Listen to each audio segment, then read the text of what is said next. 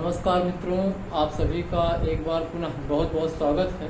मित्रों, आज का हमारा टॉपिक है संयुक्त राष्ट्र संघ में सुधार। आज हम इसी विषय पर चर्चा करेंगे। आज का जो हमारा टॉपिक है वो इंटरनेशनल पॉलिटिक्स से रिलेटेड टॉपिक है। बहुत ही इंटरेस्टिंग टॉपिक है और इस समय ये जो मुद्दा है इंटरनेशनल लेवल पर काफी इस पर चर्चा हो रही है, तो आज हम इसी विषय पर चर्चा करेंगे।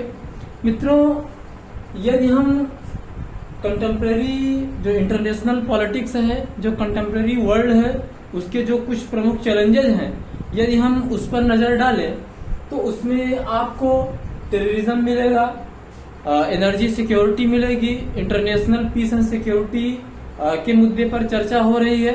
तो जो ये कंटेम्प्रेरी इंटरनेशनल पॉलिटिक्स है, जो कंटेम्प्रेरी वर्ल्ड है, इस समय यही सारे मुद्दे चर्चा के विषय बने हुए हैं। क्योंकि जहां पर भी यूनाइटेड नेशंस ऑर्गेनाइजेशन के अलावा जहां भी अन्य जो इंटरनेशनल ऑर्गेनाइजेशंस की समिट होती हैं, बैठकें होती हैं, जहां पर विभिन्न राष्ट्रों के हेड ऑफ स्टेट्स या हेड ऑफ गवर्नमेंट जब आपस में मिलते हैं, तो आप देखते होंगे कि इन्हीं सारे बिंदुओं पर चर्चा होती है। जो इस समय इंटरनेशनल पॉलिटिक्स में जो कंटेम्प्रेरी पॉलिटिक्स है उसमें इन्हीं सारे बिंदुओं पर चर्चा होती है। तो इन्हीं बिंदुओं में से एक प्रमुख बिंदु है कि reforms in United Nations organisation, संयुक्त राष्ट्र संघ में सुधार। तो आज हम इसी विषय पर चर्चा करेंगे। मित्रों, संयुक्त राष्ट्र संघ का जो सुधार का जो मुद्दा है, ये पिछले लगभग 30 वर्षों से, ये पिछले लगभग 30 वर्षों से इस पर चर्चा हो रही है, लेकिन रियल में इस पर काम कुछ नहीं हुआ है, सिर्फ चर्चा ही चल रही है। क्योंकि जैसे ही संयुक्त राष्ट्र संघ अपनी स्थापना के 50 वर्ष पूरे करता है, संयुक्त राष्ट्र संघ अपनी स्थापना के 50 वर्ष पूरे करता है 1995 में, उसी समय ये चर्चा शुरू हुई कि भाई चूंकि ये जो इंटरनेशनल ऑर्गेनाइजेशन है इसकी स्थापना 1945 में हुई और 1995 में ये अपनी स्थापना के 50 वर्ष पूरे करता है, तो ये चर्चा शुरू हुई कि आखिर में संयुक्त राष्ट्र संघ में सुधार होना चाहिए। क्योंकि भाई जो 1945 का जो वर्ल्ड है, उस समय की जो इंटरनेशनल जो पावर्स थी, जो सुपर पावर्स थे, वो दूसरे थे। और 1995 के में जो इंटरनेशनल लेवल पर जो शक्तियां थी, जो इंटरनेशनल ऑर्डर था, वो भी काफी बदल चुका था। तो उसी दौरान ये चर्चा शुरू हुई कि संयुक्त राष्ट्र संघ में सुधार होना चाहिए। तो इसमें जो सुधार की बात है, इस पर चर्चा शुरू हुए लगभग 30 वर्ष हो गए। और मित्रों, इन 30 वर्षों में सिर्फ और सिर्फ चर्चा ही हुई है, कुछ भी कंक्रीट नहीं हुआ है, उसमें कुछ भी बहुत ज्यादा निकल करके सामने नहीं आया है। तो ये चर्चा चल रही है और इसमें कुछ भी कंक्रीट निकल करके सामने नहीं आया।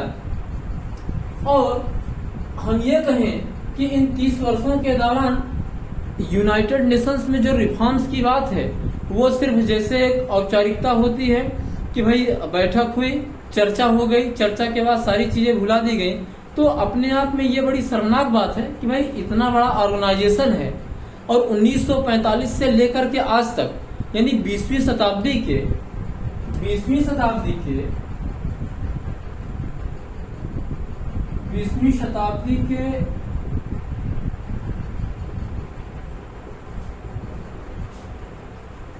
पूर्वार्ध में यूनाइटेड नेशंस ऑर्गेनाइजेशन की स्थापना होती है और 21वीं शताब्दी आ गई और आप समझिए कि लगभग यूएनओ की स्थापना के 80 वर्ष हो गए।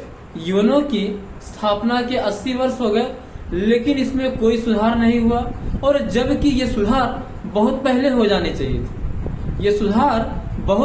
जाने चाहिए थे, क्योंकि जो यूएनओ है, जो यूनाइटेड नेशंस ऑर्गेनाइजेशन है, जो कि इतनी बड़ी एक संस्था है, एक ग्लोबल लेवल की संस्था है, वो वास्तव में अभी जो कंटेम्प्रेरी वर्ल्ड है, जो समकालीन विश्व है, उसकी वास्तविकता का प्रतिनिधित्व नहीं करता है। इसलिए मित्रों, इसमें रिफॉर्म्स, इसमें सुधार, इसमें बदलाव बहुत ही जरूरी है, अपरिहार्य है। ये अब तक हो जाना चाहिए लेकिन नहीं हुआ, और इसमें भी राजनीति ही हो रही है, और राजनीतिक कारणों से जो भी परमानेंट मेंबर्स हैं वो रियल में नहीं चाहते कि इसमें सुधार हो, और जो P5 क्लब है, यानी जो परमानेंट सदस्यों का जो क्लब है, वो नहीं चाहते कि इसमें कोई दूसरा सदस्य एंट्री कर सके। तो पिछले 30 वर्षों में सिर्फ और सिर्फ चर्चा चली है, चर्चा होती रही है, कंक्रीट कुछ भी निकल करके नहीं सामने आया है। और अभी इस समय, जैसा कि आप जानते हैं कि अभी कुछ समय पूर्व, कुछ दिनों पूर्व जापान में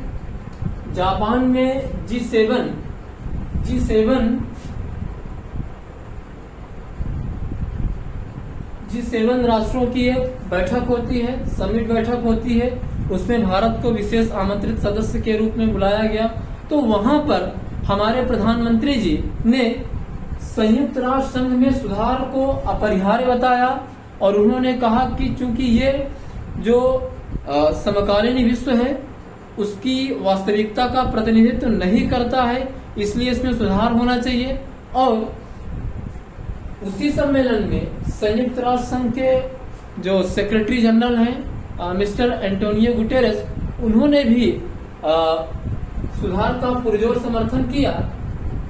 मित्रों, जो यूनाइटेड नेशंस ऑर्गेनाइजेशन में जो रिफॉर्म्स की बात है, वो कंटेम्प्रेरी वर्ल्ड के जो प्रमुख मुद्दे हैं, जो चैलेंजेस हैं, उनमें से एक है। अब हम इसमें जो रिफॉर्म्स की बात है, इसकी तरफ आगे बढ़ें, इससे पहले हम थोड़ा सा यूनाइटेड नेशंस की जो बैकग्राउंड रही है उस पर चर्चा कर लेते हैं, और जो यूनाइटेड नेशंस की जो स्ट्रक्चर है, उसकी जो संरचना है, बनावट है, उस पर हम चर्चा कर लेते हैं। उसके बाद हम संयुक्त राष्ट्र संघ में जो सुधार का मुद्दा है, जो रिफॉर्म्स का इशू है, जो ये तमाम सारी चीजें हैं, उस पर हम चर्चा करेंगे। तो हम संयुक्त राष्ट्र संघ की जो पृष्ठभूमि है, इसकी जो बैकग्राउंड है,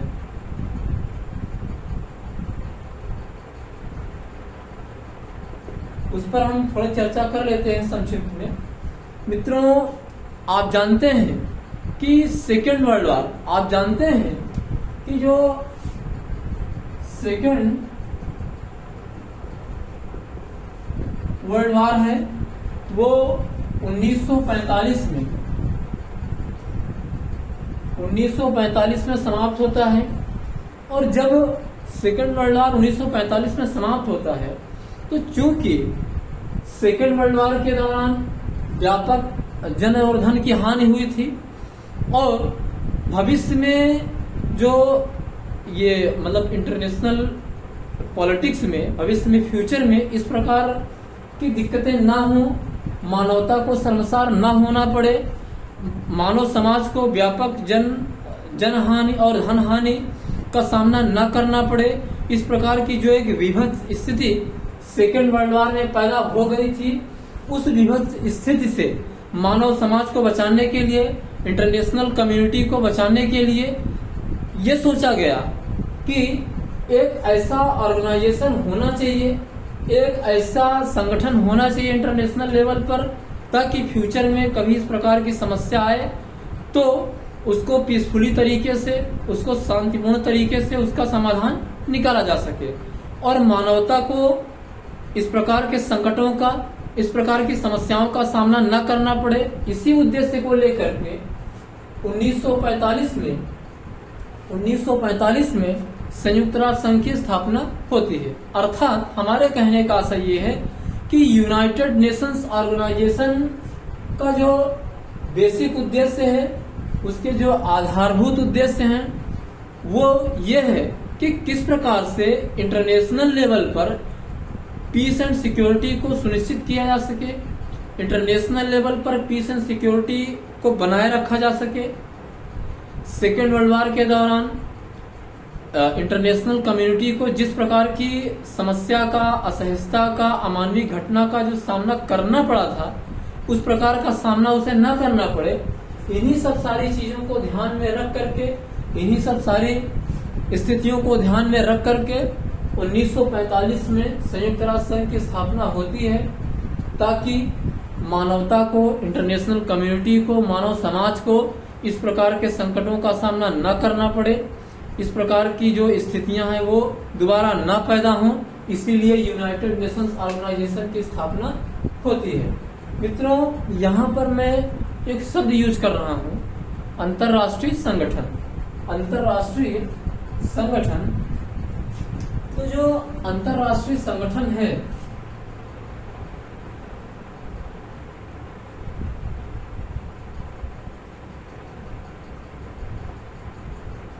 अंतरराष्ट्रीय संगठन, तो जो ये अंतरराष्ट्रीय संगठन शब्द है, टर्म है, पदबंध है, इसका जो प्रतिपादन किया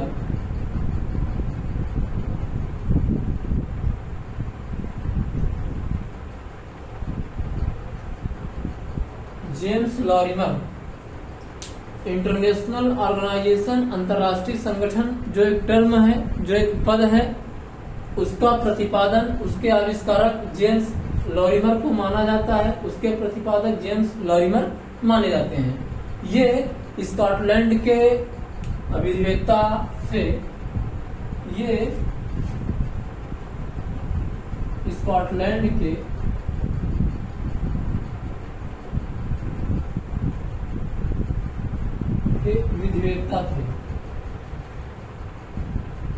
विधिवेत्ता थे, जिन्होंने इस टर्म को, इस पदबंध का इस्तेमाल किया, और इन्हें ही अंतरराष्ट्रीय संगठन जो पद है इसका प्रतिपादक माना जाता है।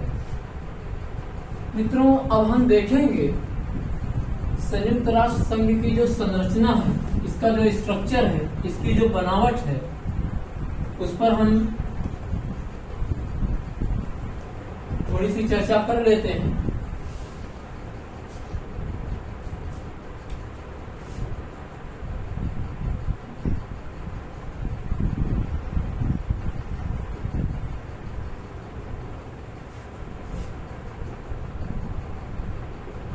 इसकी संरचना जरा सा देख लीजिए।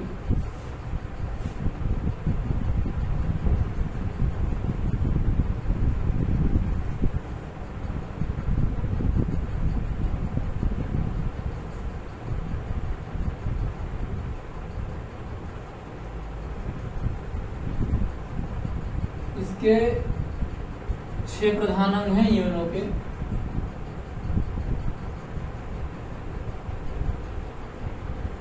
महासभा, दूसरा है सुरक्षा परिषद, तीसरा है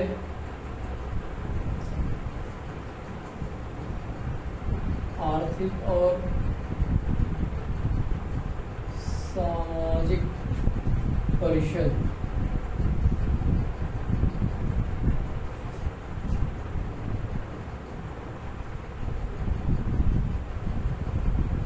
न्यासिका परिषद,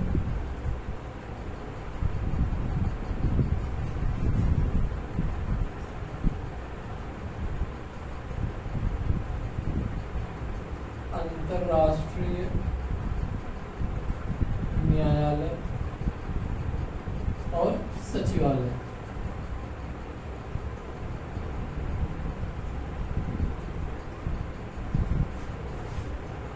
जो महासभा है,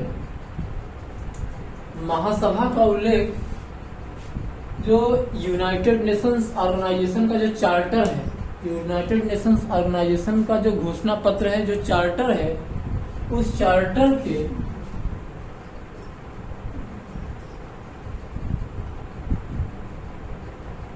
अध्याय 4 में अनुच्छेद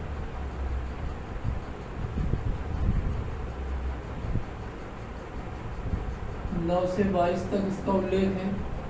सुरक्षा परिषद का उल्लेख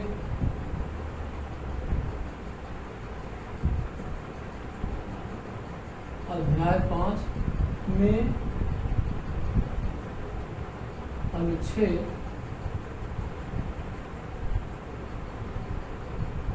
23 से 32 तक है।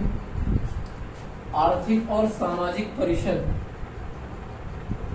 इसका उल्लेख चार्टर के अध्याय 10 अनुच्छेद 61 से 72 तक। और जो न्यासिता परिषद है, इसका उल्लेख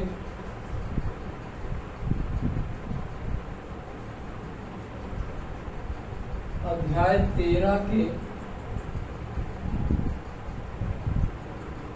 अनुच्छेद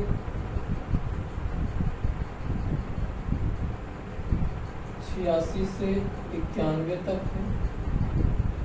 और अंतर्राष्ट्रीय न्यायालय, इसका उल्लेख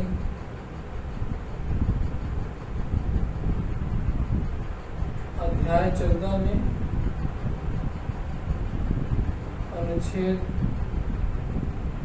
92 से 96 तक है। और जो सचिवालय है, जो सेक्रेटेरिएट है, इसका उल्लेख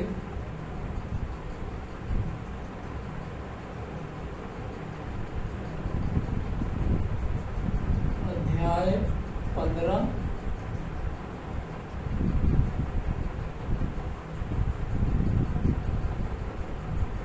अनुच्छेद 97 से 101। तो मित्रों, ये यूनाइटेड नेशंस की संरचना है, इसकी बनावट है। यूनाइटेड नेशंस ऑर्गेनाइजेशन के 6 प्रधान अंग है। इसके 6 प्रधान अंग हैं। उसमें पहला आपका आता है महासभा, जो कि चार्टर के अध्याय 4 में अनुच्छेद 9 से 22 तक इसका उल्लेख है। दूसरा है सुरक्षा परिषद, अध्याय 5 अनुच्छेद 23 से 32 तक इसका उल्लेख है। तीसरा है आर्थिक और सामाजिक परिषद, अध्याय 10 अनुच्छेद 61 से 72 तक। चौथा है न्यासिता परिषद, अध्याय 13 अनुच्छेद 86 से 91 तक। अंतर्राष्ट्रीय न्यायालय, अध्याय 14 अनुच्छेद 92 से 96 तक। सचिवालय, अध्याय 15 अनुच्छेद 97 से 101 तक। तो मित्रों, जो महासभा है, महासभा को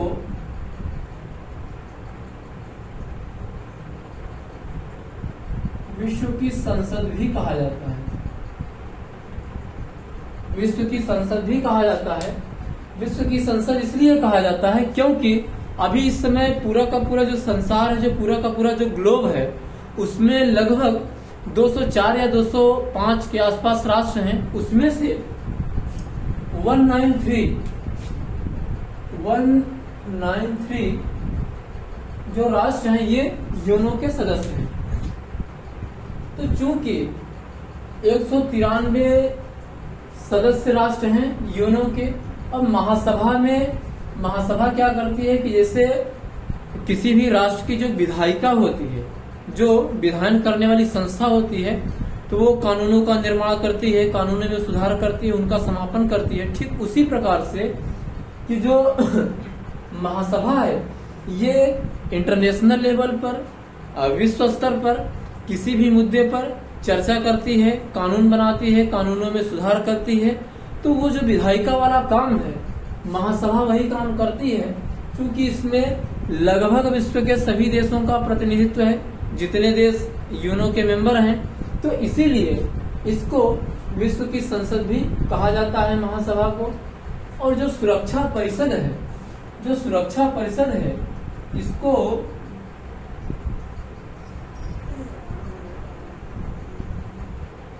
दुनिया का पुलिसमैन कहा जाता है।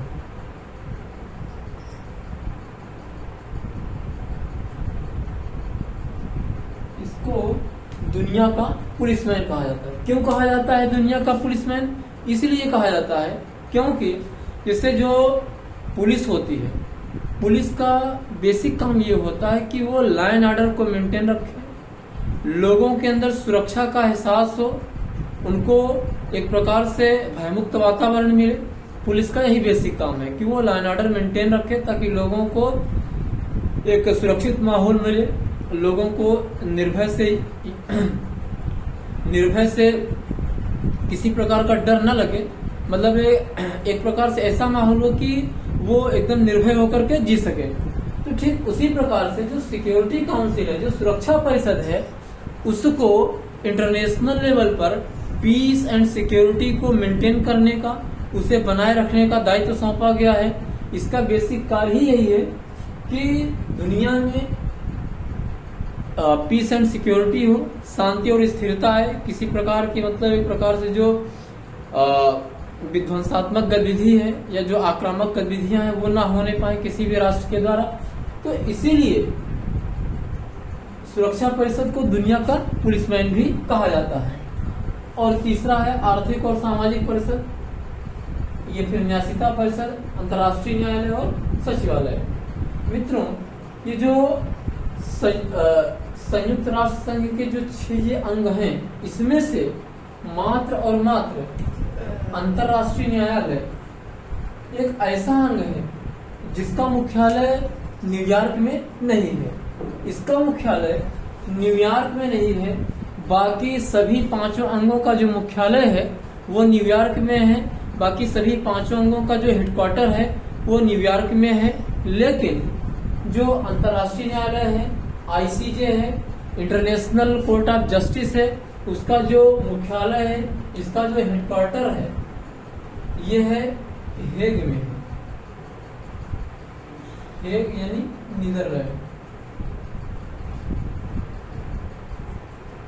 नीदरलैंड में है। बाकी चाहे आपका महासभा हो, सुरक्षा परिषद हो, आर्थिक और सामाजिक परिषद हो, न्यासिका परिषद हो, सचिवालय है, सबका जो हेडक्वार्टर्स है, सबका जो मुख्यालय है वो न्यूयॉर्क में है, सिवाय अंतर्राष्ट्रीय न्यायालय के। तो मित्रों, ये रही अंतर्राष्ट्रीय संगठन यूनाइटेड नेशंस ऑर्गेनाइजेशन की जो संरचना है, उसकी जो बनावट है, ये रही आपके सामने। अब हम चलते हैं कि जो आज का शीर्षक है, जो आज का मेन पॉइंट है, जिस पर हम आप डिस्कशन कर रहे हैं, वो है संयुक्त राष्ट्र संघ में सुधार का मुद्दा, reforms in United Nations organisation, reforms in United Nations organisation.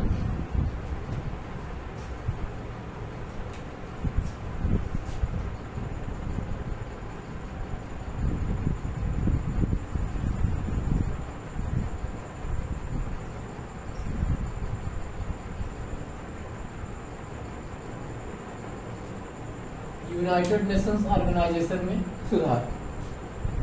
मित्रों, आप सभी लोग जानते हैं, अभी जापान में मई में 21-22 मई को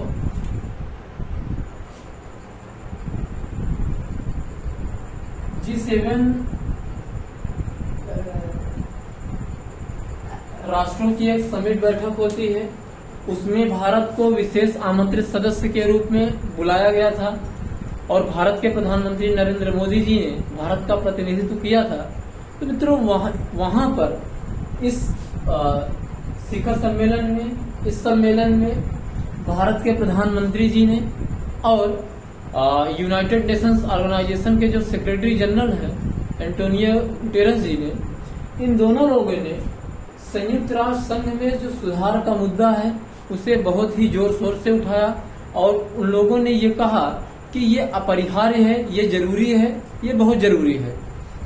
तो भारत के प्रधानमंत्री नरेंद्र मोदी जी ने ये कहा कि एक बड़ा बेसिक सवाल उन्होंने उठाया और वो सवाल बहुत अच्छा है मित्रों।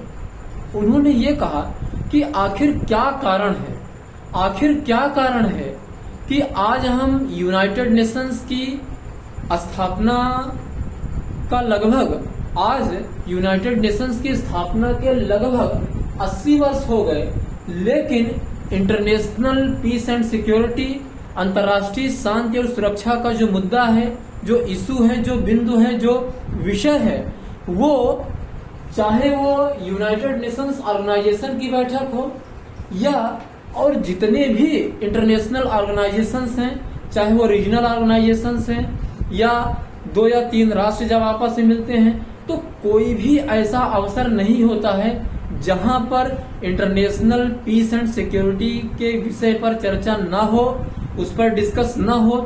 तो यही मोदी जी ने बड़ा बेसिक प्रश्न उठाया कि आखिर क्या कारण है, आखिर क्या कारण है कि यूएनओ की स्थापना के लगभग 80 वर्ष हो गए, लेकिन फिर भी हम जितने भी इंटरनेशनल ऑर्गेनाइजेशंस हैं या जितने भी इंटरनेशनल लेवल की समिट बैठकें होती हैं, चाहे वो बायलैटरल टॉक्स हो या मल्टीलैटरल टॉक्स होती है राष्ट्रों के बीच में, तो वहां पर इंटरनेशनल पीस एंड सिक्योरिटी का मुद्दा जरूर डिस्कस होता है। इंटरनेशनल पीस एंड सिक्योरिटी का मुद्दा, ये जो मसला है, जरूर डिस्कस होता है। तो वही प्रधानमंत्री जी ने उस ओर इंगित किया कि आखिर क्या कारण है कि आज भी हम हर मंच से इंटरनेशनल पीस एंड सिक्योरिटी का जो मसला है, जो मुद्दा है, जो इशू है, जो बिंदु है, उस पर हम चर्चा करते हैं। तो उसका उन्होंने एक कारण बताया। इसका सिर्फ और सिर्फ एक कारण यह है कि यूनाइटेड नेशंस ऑर्गेनाइजेशन जिस बेसिक मुद्दे को लेकर के, जिस बेसिक क्वेश्चन को लेकर के, जिस बेसिक इशू को लेकर के, जिस बेसिक आधार को लेकर के बनाया गया था, असल में यूनाइटेड नेशंस ऑर्गेनाइजेशन अपने उस आधारभूत उद्देश्य, उस बेसिक उद्देश्य, उस प्रमुख उद्देश्य को प्राप्त करने में कभी सफल ही नहीं हो पाया है आज तक। ये बिल्कुल सही है, क्योंकि आप यूनाइटेड नेशंस ऑर्गेनाइजेशन की स्थापना के बाद यानी 1945 से लेकर के आज आप 21वीं शताब्दी में जी रहे हैं, आप उठा करके देखिए कि यूनाइटेड नेशंस ऑर्गेनाइजेशन कितनी बार इस कार्य को कर पाया है कि वो इंटरनेशनल पीस एंड सिक्योरिटी को लेकर के जहां भी खतरा किसी राष्ट्र ने पैदा किया, क्या उनको रोक पाया है? नहीं रोक पाया है। हालांकि बहुत सारे जो पीस कीपिंग ऑपरेशंस हैं, जो मानवीय सहायता के कार्यक्रम है, बहुत सारी चीजें हैं वो चल रही हैं, लेकिन इंटरनेशनल लेवल का जो ये ऑर्गेनाइजेशन है यूएनओ, इसकी स्थापना का जो बेसिक उद्देश्य मित्रों रहा है वो यही है कि हम इंटरनेशनल पीस एंड सिक्योरिटी को सुनिश्चित करेंगे ताकि दुनिया को, इंटरनेशनल कम्युनिटी को, इस पूरे के पूरे मानवता को उस समस्या से न गुजरना पड़े, उस समस्या से दो चार न होना पड़े, वो दिन न देखने पड़े, वो विभत्स दिन न देखने पड़े जो उसको सेकेंड वर्ल्ड वॉर के दौरान देखने पड़े थे। उन तमाम सारे कट अनुभवों से इंटरनेशनल कम्युनिटी को बचाने के लिए, अंतर्राष्ट्रीय मानव समुदाय को इस कठिन परिस्थितियों से बचाने के लिए ही तो यूएनओ की स्थापना हुई और यूएनओ उसी बेसिक चीज को करने में नाकामयाब रहा। उसी बेसिक चीज को, उसी बेसिक उद्देश्य को, उसी बेसिक बिंदु को प्राप्त नहीं कर पाया और वो उसमें लगभग असफल रहा है, क्योंकि 1945 के बाद का जो इतिहास रहा है मित्रों, वो आप जानते हैं कि 1945 से लेकर के 91 तक लगभग ये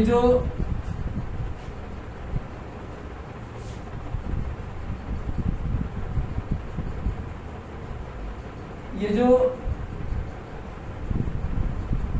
लगभग 40 वर्षों का जो इतिहास रहा है, ये कोल्ड वॉर का जो टाइम है, जो शीत युद्ध का जो ये टाइम है 1945 से 91 तक, जो ये शीत युद्ध का पीरियड रहा है, आप इसको बहुत अच्छी तरीके से जानते हैं कि इस पूरे के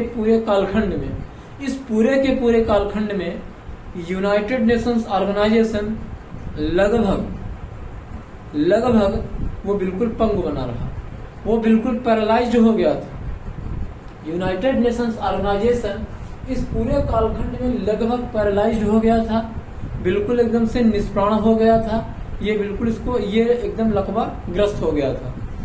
और इस समय जो दो ध्रुव थे, यूएसएसआर और यूएसए, इन लोगों ने अपने हिसाब से इंटरनेशनल लेवल पर जो इंटरनेशनल पॉलिटिक्स है उसको अपने हिसाब से हैंडल किया।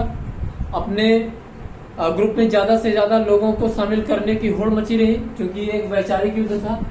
और अब आप देखिए कि 1945 में जहां राष्ट्रों ने ये शपथ लिया था कि हम इंटरनेशनल पीस एंड कम्युनिटी की हम इंटरनेशनल पीस एंड सिक्योरिटी को खतरा नहीं पैदा होने देंगे, हम इंटरनेशनल लेवल पर इंटरनेशनल पीस एंड सिक्योरिटी को बनाए रखेंगे, उसे किसी प्रकार की क्षति पहुंचने नहीं देंगे।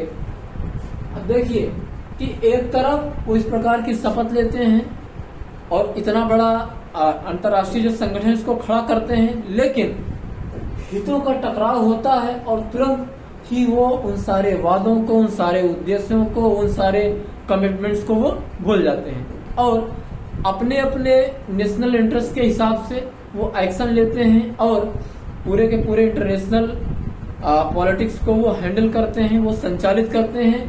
और इस पूरे के पूरे कालखंड में यूनाइटेड नेशंस ऑर्गेनाइजेशन बिल्कुल एकदम से लकवाग्रस्त हो गया, वो कार्य करने में असफल रहा, वो कार्य नहीं कर सका।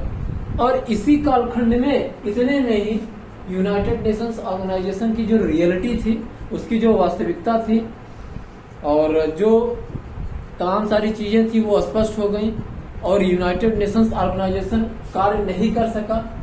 और जो पोस्ट कोल्ड वॉर पीरियड है, वहां भी आप चल के देखिए कि 2003 में अमेरिका ने इराक के ऊपर अटैक कर दिया, यूनाइटेड नेशंस ऑर्गेनाइजेशन उसको रोकने में असफल रहा।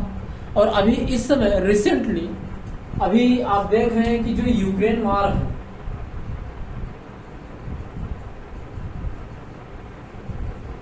रूस यूक्रेन युद्ध जो चल रहा है, इसको भी यूनाइटेड नेशंस ऑर्गेनाइजेशन रोकने में असफल रहा है। इसमें भी यूनाइटेड नेशन ऑर्गेनाइजेशन कुछ कर नहीं पाया। तो हमारे कहने का आशय है, जो मैं तमाम उदाहरण दे रहा हूँ, हमारे उदाहरण देने का आशय सिर्फ ये है कि भारतीय प्रधानमंत्री नरेंद्र मोदी जी ने जो ये कहा कि आखिर क्या कारण है कि यूनाइटेड नेशंस ऑर्गेनाइजेशन जैसे इंटरनेशनल ऑर्गेनाइजेशन की स्थापना के लगभग 80 वर्षों के बाद भी हम उसी विषय पर बार बार चर्चा कर रहे हैं, जिस विषय पर हमने चर्चा इस संगठन की स्थापना के पहले किया था, उसी विषय पर चर्चा हम आज भी बार बार कर रहे हैं। तो इससे यह स्पष्ट होता है, इससे यह बिल्कुल स्पष्ट होता है, इसमें कोई दुविधा नहीं है, कोई अस्पष्टता नहीं है, ये बिल्कुल स्पष्ट है कि यूनाइटेड नेशंस ऑर्गेनाइजेशन अपने बेसिक उद्देश्य को प्राप्त करने में असफल रहा है। और यदि यूनाइटेड नेशंस ऑर्गेनाइजेशन अपने इस बेसिक उद्देश्य को, इस बुनियादी उद्देश्य को शायद प्राप्त कर लिया होता, तो आज हम जितने भी बैठकें होती हैं, चाहे वो यूएनओ के अंदर हो, चाहे वो यूएनओ के बाहर हो, चाहे बायलैटरल टॉक्स हो या ट्राइलेटरल टॉक्स हो या मल्टीलेटरल टॉक्स हो, जितने भी प्रकार की टॉक्स होती हैं, वहां पर इंटरनेशनल पीस एंड सिक्योरिटी का जो इशू है, जो मसला है, जो बिंदु है, जो विषय है, जो प्रश्न है, उस पर जरूर चर्चा होती है। चर्चा होने का कारण ये है कि यूनाइटेड नेशंस ऑर्गेनाइजेशन अपने इस बेसिक लक्ष्य को, इस आधारभूत लक्ष्य को, इस बुनियादी उद्देश्य को प्राप्त करने में असफल रहा है। यही कारण है कि हम आज भी उसी विषय पर चर्चा कर रहे हैं कि किस प्रकार से इंटरनेशनल लेवल पर इंटरनेशनल पीस एंड कम्युनिटी को, इंटरनेशनल पीस एंड सिक्योरिटी को स्थापित किया जाए, किस प्रकार से इंटरनेशनल पीस एंड सिक्योरिटी को एस्टेब्लिश किया जाए, किस प्रकार से इंटरनेशनल पीस एंड सिक्योरिटी को सुनिश्चित किया जाए। तो यही कारण है कि आज हम बार बार इस पर चर्चा करते हैं, विभिन्न मंचों से, विभिन्न अवसरों पर इसकी चर्चा हो रही है। चर्चा सिर्फ इसलिए हो रही है क्योंकि जिस जिस संगठन को हमने इस उद्देश्य के लिए खड़ा किया वो संगठन कार्य नहीं कर पाया, वो संगठन असफल हो गया, वो संगठन पैरालाइज हो गया। अगर वो संगठन कार्य किया होता या जो परमानेंट मेंबर हैं उनकी जो मतलब कि जो उनकी जो पॉलिटिक्स है, उनका जो नेशनल इंटरेस्ट है, वो नेशनल इंटरेस्ट उनका जो नेशनल इंटरेस्ट है वो ये जो इंटरनेशनल कम्युनिटी के इंटरेस्ट के ऊपर हावी हो जाता है। इसीलिए ये संगठन कार्य नहीं कर पाया आज तक, और इसीलिए हम विभिन्न मंचों से इंटरनेशनल पीस एंड सिक्योरिटी के मुद्दे पर चर्चा करते रहते हैं। और दूसरी चीज जो है ये कि एंटोनियो गुटेरस जी ने ये कहा कि चूंकि ये जो यूनाइटेड नेशंस ऑर्गेनाइजेशन है, यूनाइटेड नेशंस ऑर्गेनाइजेशन है, ये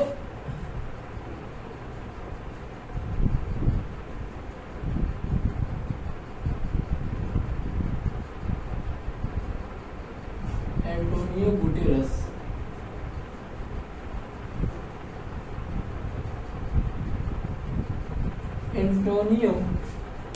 गुटेरस जी ने भी रिफॉर्म्स का पुरजोर समर्थन किया और उन्होंने कहा कि यूनाइटेड नेशंस ऑर्गेनाइजेशन में रिफॉर्म्स जरूरी है, अपरिहार्य है, इसमें कोई दो राय नहीं है। एंटोनियो गुटेरस जी ने यह कहा कि चूंकि यूनाइटेड नेशंस ऑर्गेनाइजेशन की स्थापना होती है 20वीं शताब्दी के पूर्वार्ध में, तो जो उस समय का जो माहौल था, जो इंटरनेशनल माहौल था, जो स्थितियां थी वो अलग थी, और ये यूनाइटेड नेशंस ऑर्गेनाइजेशन 1945 की जो इंटरनेशनल लेवल पर जो शक्तियां थी, जो इंटरनेशनल पावर्स थी, उनका प्रतिनिधित्व करता है, न कि जो एक कंटेम्प्रेरी वर्ल्ड है, जो समकालीन विश्व है, इसका प्रतिनिधित्व ये करता है। क्योंकि भाई तब से लेकर के परिस्थितियां, जरूरतें, मुद्दे, वो तमाम सारी चीजें बदल गई हैं। तो एंटोनियो गुटेरस जी ने यह कहा कि चूंकि यूनाइटेड नेशंस ऑर्गेनाइजेशन 1945 की जो शक्ति संरचना थी, उस समय की जो पावर स्ट्रक्चर थी, वो उसका प्रतिनिधित्व करता है, न कि मौजूदा समय के, न कि मौजूदा जो विश्व है उसका।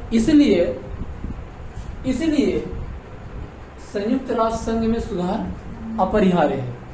तो मित्रों, इससे स्पष्ट होता है कि देखिए कि इंटरनेशनल लेवल पर ये जो इतना बड़ा संगठन है संयुक्त राष्ट्र संघ, तो इसमें सुधार अपरिहार्य है, बहुत जरूरी है। और हम ये कह सकते हैं कि इसमें सुधार बहुत मतलब विलंब होता जा रहा है। सुधार संयुक्त राष्ट्र संघ में जो सुधार है वो अब तक हो जाना चाहिए, नहीं हो रहा है, ये विलंब बहुत हो रहा है। और वास्तव में ये संगठन जो मौजूदा संसार है, जो वर्तमान परिस्थितियां हैं 21वीं शताब्दी की, उनका यह प्रतिनिधित्व नहीं करता है, और इसलिए सुधार जरूरी है। और इसके साथ साथ आप ये भी समझ लीजिए कि भाई जब 1945 में यूएनओ बना तो इनकी सदस्य संख्या 51 थी, और आज की डेट में आज इसकी सदस्य संख्या है 193। अब आप समझिए 520, लगभग इसकी 4 गुना यूनाइटेड नेशंस की जो सदस्यता है, जो मेंबरशिप है, इनके जो मेंबर हैं, उनमें लगभग 4 गुना की वृद्धि हो चुकी है, लेकिन यूनाइटेड नेशंस में रिफॉर्म्स नहीं हुआ। अब आप समझिए कि ये कितना अतार्किक कार्य है, कितना गलत कार्य है। अब भाई होना चाहिए, लेकिन अब जो राजनीति है वो हावी हो जा रही है, और सुधार का जो कार्य है वो लंबित पड़ा हुआ है, वो विलंब होता जा रहा है। और इसी वजह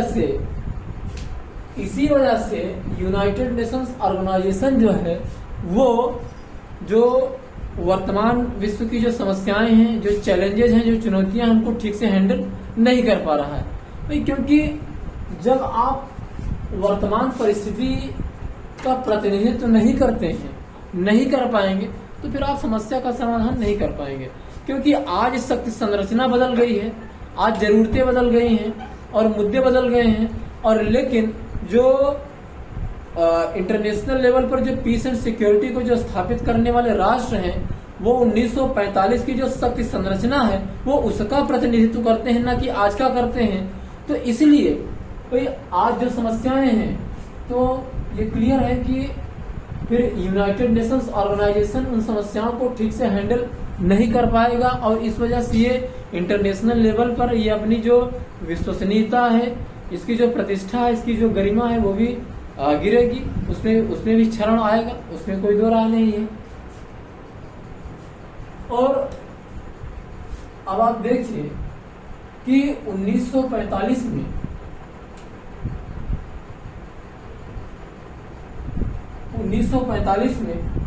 जो वर्ल्ड पॉपुलेशन थी वो क्या थी और आज देखिए कितनी हो गई है। तो भाई इस लिहाज से तो सुधार मस्ट है, सुधार अपरिहार्य है, जरूरी है, बगैर उसके काम नहीं चलेगा। अब लेकिन देखिए ये कब होगा, ये जो P5 राष्ट्र हैं वो कितना जल्दी तैयार हो जाते हैं, और ये जो यूनाइटेड नेशंस जो जनरल असेंबली है उसमें इस प्रकार का प्रस्ताव कब पास होता है, अब वो समय बताएगा। लेकिन वास्तव में विलंब बहुत हो रहा है। सुधार का जो कार्यक्रम है वो हो जाना चाहिए, उसको और तीव्र गति से निपटाया जाना चाहिए। लेकिन जो राजनीतिक मुद्दे हैं, जो राजनीति है, वो हावी हो जा रही है। जो ये P5 राष्ट्र हैं, इनकी जो राजनीति, इनका जो नेशनल इंटरेस्ट है, इनका नेशनल इंटरेस्ट संपूर्ण जो इंटरनेशनल कम्युनिटी है उसके इंटरेस्ट पर हावी हो जा रहा है। और उसके साथ साथ अब आप देखिए कि आर्थिक स्तर पर आर्थिक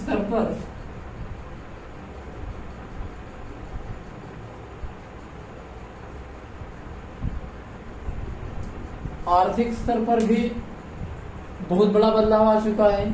आज 1945 में चीन वगैरह की आर्थिक क्षेत्र में कोई इस प्रकार की शक्ति नहीं थी, लेकिन चीन आज दुनिया की दूसरी सबसे बड़ी अर्थव्यवस्था वाला राष्ट्र है।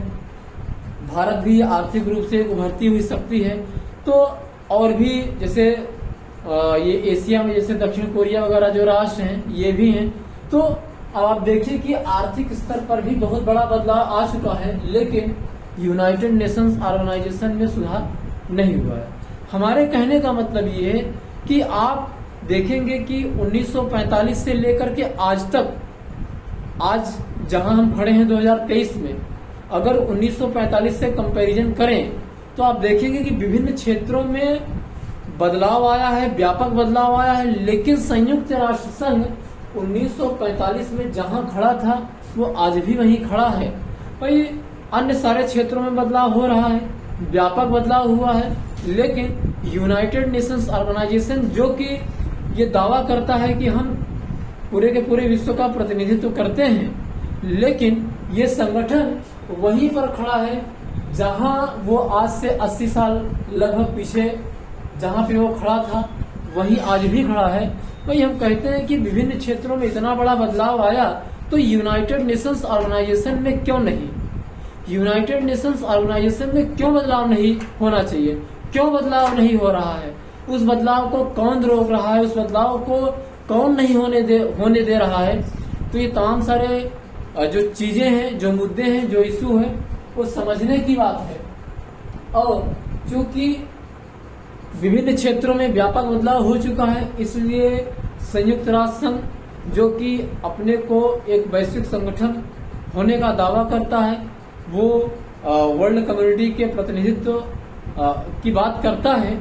तो भाई चूंकि अब आप पूरे विश्व समुदाय के प्रतिनिधित्व की बात करते हैं, तो इसीलिए वो सही प्रतिनिधित्व तभी माना जाएगा, वो सही प्रतिनिधित्व तभी हो सकता है जब इन तमाम सारी चीजों को देखते हुए जिस प्रकार के बदलाव वो चाहे आर्थिक क्षेत्र हो, राजनीतिक क्षेत्र हो, जो तमाम सारे क्षेत्र हैं, इस प्रकार के बदलाव आए हैं, तो उन बदलावों को ध्यान में रखते हुए, उन बदलावों को मद्देनजर रखते हुए यूनाइटेड नेशंस ऑर्गेनाइजेशन में रिफॉर्म्स होना चाहिए।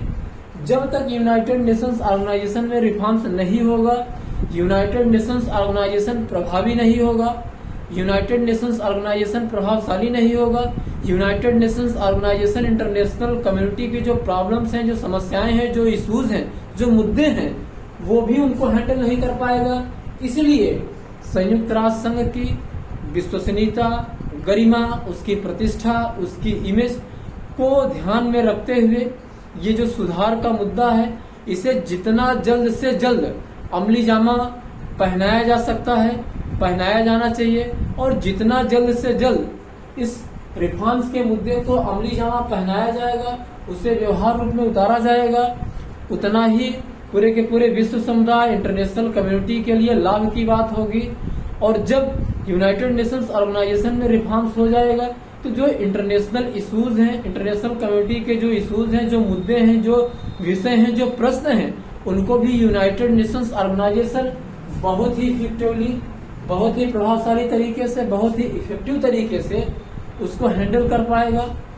तो मित्रों, इन तमाम सारी चीजों को देखते हुए निष्कर्ष रूप में ये कहा जा सकता है कि यूनाइटेड नेशंस ऑर्गेनाइजेशन को यूनाइटेड नेशंस ऑर्गेनाइजेशन में जो रिफॉर्म्स हैं, वो जितना जल्द हो सके उतना जल्द किया जाना चाहिए, जितना जल्द हो सके उतना जल्द उसे अमली जामा पहनाया जाना चाहिए, क्योंकि इससे पूरे वर्ल्ड कम्युनिटी के मतलब का हित होगा, उसका लाभ होगा, और इसके साथ ही साथ जो यूनाइटेड नेशंस ऑर्गेनाइजेशन है, उसके लिए भी ये सुधार बहुत ही लाभकारी होगा। लाभकारी इस सेंस में होगा क्योंकि इससे जो संयुक्त राष्ट्र संघ की जो विश्वसनीयता है, जो प्रतिष्ठा है, जो गरिमा है, वो बढ़ेगी। और जब इसमें सुधार हो जाएगा तो इंटरनेशनल कम्युनिटी के जो मुद्दे हैं, वो उन मुद्दों को बहुत ही प्रभावशाली तरीके से, बहुत ही इफेक्टिवली उसको सुलझाएगा, उसका समाधान कर पाएगा। तो जब उसका समाधान कर पाएगा, उन मुद्दों को सुलझाएगा, तो इंटरनेशनल जो ऑर्गेनाइजेशन है यूनाइटेड नेशंस, इसकी जो प्रतिष्ठा है, गरिमा है, इमेज है, वो अपने आप बढ़ जाएगी। और रिफॉर्म्स से न केवल इंटरनेशनल कम्युनिटी का हित होगा, बल्कि ये रिफॉर्म्स यूनाइटेड नेशंस ऑर्गेनाइजेशन की प्रतिष्ठा में चार चांद लगाएंगे, उसकी गरिमा, उसके मान, उसके सम्मान, उसकी प्रतिष्ठा को बढ़ाने में मददगार होंगे। और हम उम्मीद करते हैं कि इंटरनेशनल कम्युनिटी जल्द से जल्द इस पर कोई उचित फैसला जल्द से जल्द ले लेगी, हम ऐसी उम्मीद करते हैं। और मित्रों, इन्हीं शब्दों के साथ हम आपसे विदा चाहते हैं और अगले वीडियो लेक्चर में आपसे पुनः मुलाकात करेंगे। तब तक के लिए धन्यवाद, नमस्कार, गुड नाइट।